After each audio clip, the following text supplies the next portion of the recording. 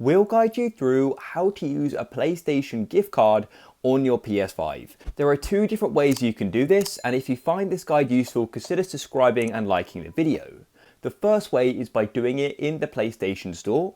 So in the store, just tap down, and what you want to do is go up to where it says latest and make sure that's selected, and then tap over to the right like so, until you get to the three dots which say more.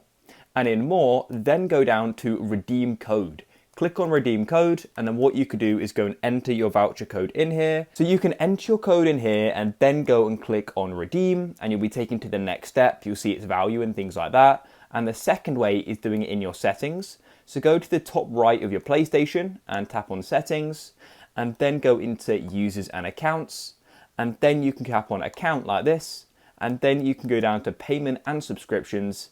And in here, you can scroll down to add funds, and you can then redeem codes and gift cards or use Pay Safe Card. So you want to redeem codes and gift cards, click here, and once again, you can enter your 12-character voucher code, and then you can go and click on redeem. If you found this useful, please leave a like.